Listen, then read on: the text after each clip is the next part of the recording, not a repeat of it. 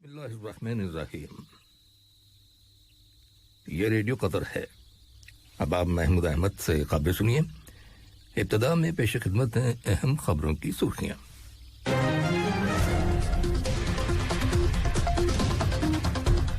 صاحب اسم امیر نے جمہوریہ پرتگال کے صدر کو ان کے ملک کے قومی دن کے موقع پر مبارکباد کا برقی پیغام ارسال کیا ہے۔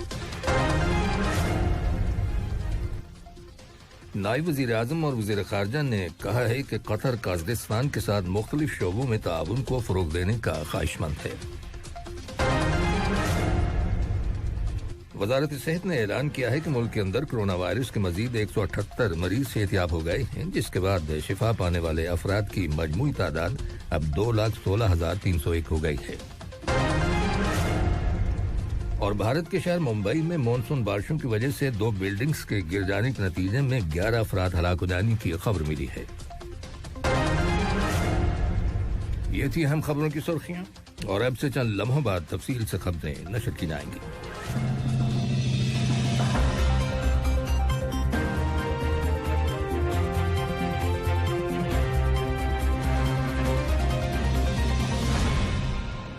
لیجیے اب آپ تفصیل سے خبریں سنیے۔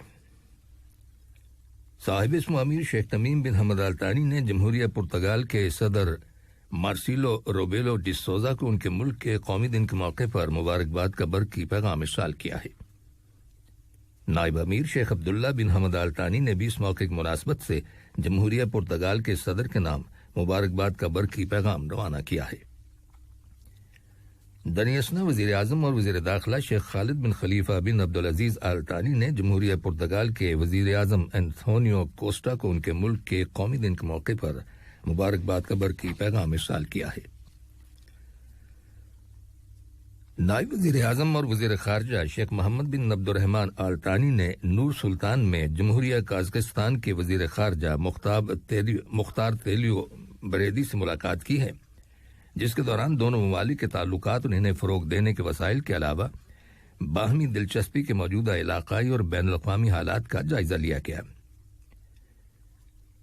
اس موقع پر نائب وزیر اعظم اور وزیر خارجہ نے کہا کہ قطر قازقستان کے ساتھ مختلف شعبوں میں تعاون کو فروغ دینے کا خواہش مند ہے۔ دونوں وزرائے خارجہ نے ایک تقریب میں شرکت کی جس میں قطر کے ترقیاتی فنڈ اور قازقستان کے مابین مفاہمت کی ایک یادداشت MOU پر دستخط کیے گئے، جس کی روح سے دارالحکومت الماتی میں ایک میٹرنٹی ہاسپٹل تعمیر کیا جائے گا۔ دہشت گردی کی روک تھام اور تنازعات کے تصفیوں کے لیے وزیر خارجہ کے خصوصی ایلچی ڈاکٹر مطلق بن ماجد القحطانی نے افغانستان کے لیے امریکی ایلچی زلمے خلیل زاد اور افغان طالبان تحریک کی مذاکراتی ٹیم کے قائد شیخ عبدالحکیم خدائیداد سے الگ الگ ملاقات کی ہے۔ ان ملاقاتوں میں افغانستان کے اندر امن عمل اور افغان گروپوں کے مابین دوحہ میں منعقد ہونے والے مذاکرات کے بارے میں تبادلہ خیال کیا گیا۔ واضح رہے کہ قطر کی میزبانی میں افغانستان کی حکومت اور طالبان تحریک کے درمیان مذاکرات کا تیسرا دور دوحہ میں شروع ہو گیا ہے، اور تمام جانب سے افغانستان کے اندر بحالی امن کے معاملے میں قطر کی کوششوں کی اہمیت کو سراہا گیا ہے۔ معاون وزیر خارجہ اور وزارت خارجہ کے ترجمان لؤلؤ الخاطر نے ریاست قطر کے اس موقف کا اعادہ کیا ہے کہ شام کے اندر اقتدار کی منتقلی کا عمل منصفانہ انداز سے ہونا چاہیے اور شام کے پناہ گزینوں کو حفاظت کے ساتھ اپنے وطن واپس لوٹنے کی اجازت دی جائے۔ انہوں نے ان خیالات کا اظہار روس کے ایک جریدے کو دیے گئے انٹرویو میں کیا۔ انہوں نے کہا کہ شام کی حکومت کے ساتھ تعلقات کو بحال کرنا قدرے دشوار ہے۔ کویت کے وزیر خارجہ اور وزیر مملکت برائے امور کابینہ شیخ ڈاکٹر احمد ناصر ال محمد الصباح نے کویت میں قطر کے سفیر بندر بن محمد العطیہ نے ملاقات کی ہے، جو کویت میں اپنی سفارتی ذمہ داریوں کے اختتام پر عنقریب وطن واپس لوٹ رہے ہیں۔ کویت کے وزیر خارجہ نے دونوں ملکوں اور عوام کے درمیان قائم برادرانہ تعلقات کو مزید مضبوط بنانے کے سلسلے میں قطر کے سفیر کی کوششوں کی تعریف کی ہے۔ وزارت صحت نے اعلان کیا ہے کہ ملک کے اندر کرونا وائرس کے 143 مریض رجسٹر کیے گئے ہیں، جن میں سے 89 کا تعلق مقامی لوگوں سے ہے جبکہ 54 کیسز کا تعلق ان افراد سے ہے جو حال ہی میں بیرون ملک سے دوحہ واپس لوٹے ہیں۔ وزارت نے کورونا وائرس کے ایک مریض کے انتقال کر جانے کی تصدیق کی ہے۔ وزارت صحت نے کہا ہے کہ کورونا وائرس کے مزید 178 مریض صحت یاب ہو گئے ہیں، جس کے بعد شفا پانے والے افراد کی مجموعی تعداد اب 2,16,301 ہو گئی ہے۔ دریں اثنا متعلقہ اتھارٹیز نے 251 اشخاص کو حراست میں لینے کے بعد انہیں پبلک پراسیکیوشن کے حوالے کر دیا ہے۔ ان لوگوں نے ان جگہوں پر فیس ماسک کا استعمال نہیں کیا تھا جہاں اس کا استعمال لازمی قرار دیا گیا ہے۔ علاوہ ازیں 6 افراد نے سیف ڈسٹینسنگ کی پابندی کی خلاف ورزی کی تھی، جبکہ 2 افراد نے اپنے سیل فونز میں اعتراض ایپ کو انسٹال نہیں کیا تھا۔ دریں اثنا ملک کے اندر کورونا وائرس کی روک تھام کے لیے قومی سطح پر جاری ویکسینیشن مہم کے دوران اب تک ویکسینز کی 2,07,00,000 سے زیادہ ڈوزز لوگوں کو دی جا چکی ہیں، اور قطر کو اس وبا پر کنٹرول حاصل کرنے میں بڑی کامیابی حاصل ہو رہی ہے، جبکہ کورونا کے متاثرین کی تعداد میں بھی بتدریج کمی واقع ہو رہی ہے۔ بھارت میں ایک دن میں کورونا وائرس کے نتیجے میں ہونے والی ہلاکتوں میں ایک دم غیر معمولی اضافہ ہونے کی اطلاع ملی ہے۔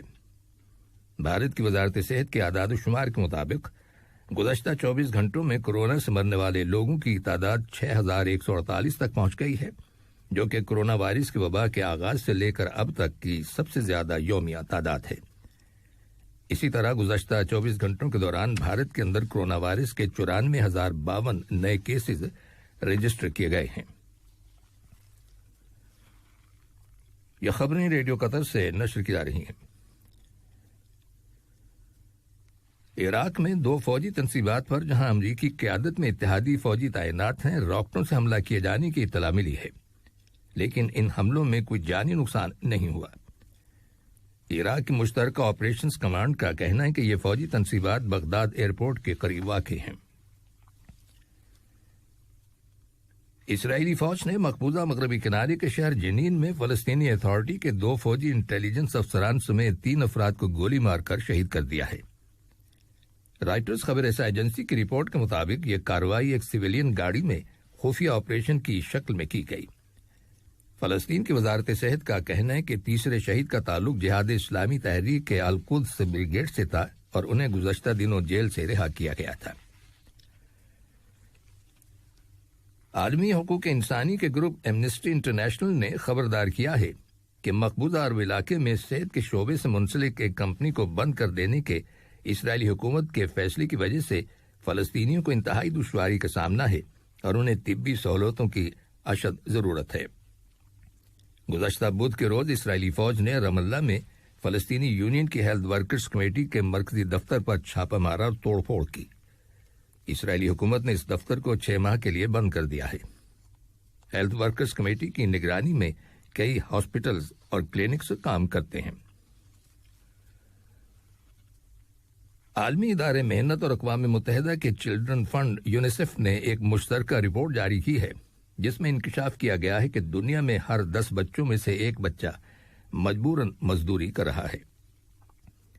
یاد رہے کہ ہر سال 12 جون کو بچوں کا عالمی دن منایا جاتا ہے اور مذکورہ مشترکہ رپورٹ اسی موقع کی مناسبت سے جاری کی گئی ہے۔ یونیسیف کی ایگزیکٹو ڈائریکٹر ہنریٹا فورے نے چائلڈ لیبر کی بڑھتی ہوئی تعداد پر تشویش کا اظہار کرتے ہوئے کہا ہے کہ دنیا میں کورونا وائرس نے صورتحال کو مزید خراب کر دیا ہے اور اگر حالات یہی رہے تو اگلے سال کے اختتام تک مزدوری کرنے والے بچوں کی تعداد میں مزید 90 لاکھ بچوں کا اضافہ ہوگا۔ اس وقت کورونا وبا کے دوران دنیا میں تقریباً 16 کروڑ بچے محنت و مشقت اور مزدوری کرنے پر مجبور ہیں۔ پاکستان میں موٹر سائیکل پر سوار مسلح حملہ آوروں نے 2 پولیس اہلکاروں کو گولی مار کر ہلاک کر دیا جو ملک کے شمال مغربی علاقے میں پولیو ویکسینیشن کے کام پر مامور ورکرز کی حفاظت کے لیے موجود تھے۔ یہ حملہ مردان ڈسٹرکٹ میں اس وقت کیا گیا جب پولیس اہلکار ورکرز کے ہمراہ پولیو ویکسینیشن کے بعد واپس لوٹ رہے تھے۔ فائرنگ میں کوئی ورکر ہلاک یا زخمی نہیں ہوا۔ حملہ آور بھاگ نکلنے میں کامیاب ہو گئے۔ کسی گروپ نے اس حملے کی فوری طور پر ذمہ داری قبول کرنے کا اعلان نہیں کیا۔ چند روز قبل حکومت نے ملک کے اندر پولیو کو رواں سال کے آخر تک ختم کرنے کی مہم کا آغاز کیا تھا۔ حکومت 5 سال سے کم عمر کے کئی ملینز بچوں کی پولیو ویکسینیشن کا کام جاری رکھے ہوئے ہے، جس کے لیے 2,60,000 فرنٹ لائن ورکرز کی خدمات حاصل کی گئی ہیں۔ واضح ہے کہ پولیو ٹیموں اور ان کی حفاظت پر مامور پولیس اہلکاروں پر اکثر حملے ہوتے رہتے ہیں، کیونکہ حملہ آوروں کا دعویٰ ہے کہ اینٹی پولیو مہم مغرب کی ایک سازش کا حصہ ہے۔ اور بھارت کے سب سے بڑے تجارتی مرکز ممبئی شہر میں مانسون بارشوں کی وجہ سے 2 بلڈنگز کے گر جانے کے نتیجے میں 11 افراد ہلاک ہو جانے کی اطلاع ملی ہے، جن میں 8 بچے بھی شامل ہیں۔ آخر میں اہم خبروں کی سرخیاں ایک بار پھر سن لیجیے۔